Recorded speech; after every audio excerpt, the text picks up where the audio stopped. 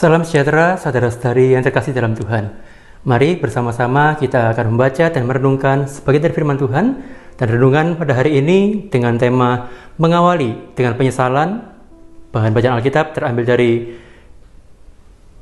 Yesaya pasal 6 ayat 1 hingga 13. Tapi saya akan membacakan hanya pada ayat yang kelima. Lalu kataku, celakalah aku binasa, sebab aku ini seorang yang najis bibir, dan aku tinggal di tengah-tengah bangsa yang najis bibir. Namun mataku telah melihat Sang Raja, yakni Tuhan semesta alam. Ada orang mengatakan penyesalan selalu datang di akhir. Bila datang di awal, itu namanya pendaftaran. Namun Nabi Yesaya justru mengawali pelayanannya dengan sebuah penyesalan. Ketika dia melihat kemuliaan Tuhan dinyatakan kepadanya, dia menyesal bahwa dirinya adalah seorang yang najis bibir, dan dia juga menyesal bahwa dirinya tinggal di tengah-tengah bangsa yang najis bibir. Nabi Yesaya menganggap dirinya seorang yang akan mengalami celaka ketika dia melihat kemuliaan Tuhan dinyatakan kepadanya. Itulah sebabnya dia merasakan penyesalan yang begitu besar di hadapan Tuhan Allah yang kudus. Dia merasa tidak layak, dan penyesalan itu muncul dalam hatinya.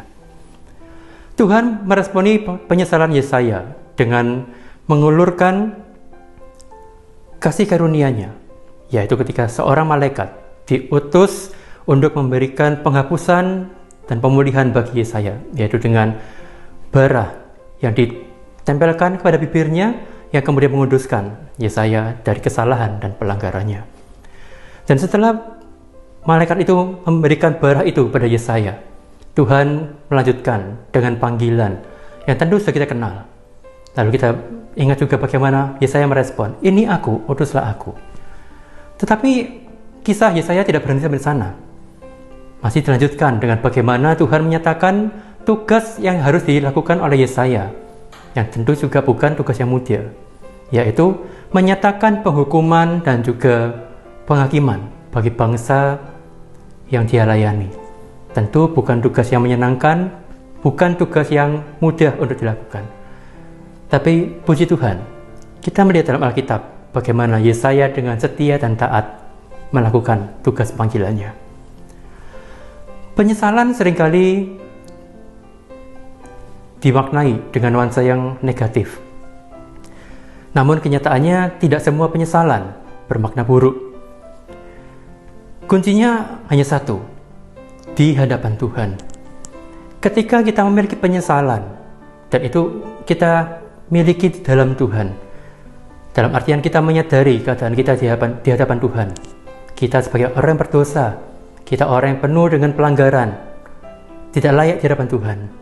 Tetapi ketika kita mau membawa diri kita di hadapan Tuhan, pada Tuhan ada pengampunan, pada Tuhan ada pemulihan, dan pada Tuhan ada belas kasihan yang kemudian mengasihi kita, mengampuni kita, melayakkan kita untuk menjadi alat kemuliaan-Nya.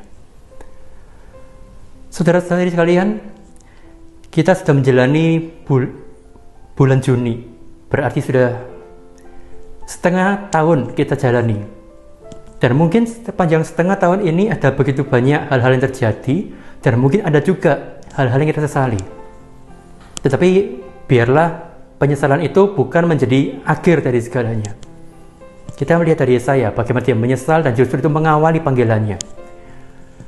Mari, apa hal-hal yang menjadi penyesalan bagi kita?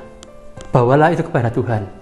Dan biarlah Tuhan yang mengubahkan hal itu, dan biarlah penyesalan kita itu menjadi awal kita melangkah bersama dengan Tuhan, kita menjalani hari-hari dengan Tuhan, kita menjalankan tugas panggilan kita sesuai yang Tuhan berikan kepada setiap kita. Jangan biarkan hal-hal yang kita sesali itu membuat kita jatuh dan terus terpuruk sehingga kita tidak bisa melanjutkan kehidupan kita. Kita tidak lagi giat dalam melayani Tuhan, kita tidak lagi giat dalam bersekutu, karena hal-hal yang sudah kita lakukan, hal-hal yang sudah kita alami, hal-hal yang kita sesali. Jangan sampai itu terjadi. Tapi bawalah hal-hal yang kita sesali itu kepada Tuhan. Taruh di hadapan Tuhan. Akui kelemahan kita di hadapan Tuhan. Dan biarkan Tuhan melawat kita, biarkan Tuhan menjamah kita. Dan percayalah, ketika penyesalan itu kita bawa ke hadapan Tuhan, Tuhan akan memakai kita sama seperti saya untuk sebuah pekerjaan yang luar biasa, sebuah panggilan pelayanan yang mulia. Dan mari kita datang bersama-sama di hadapan Tuhan, mengawali pelayanan kita bersama-sama dengan Tuhan, dan biarlah melalui kita Tuhan semakin dipermuliakan. Amin. Tuhan memberkati.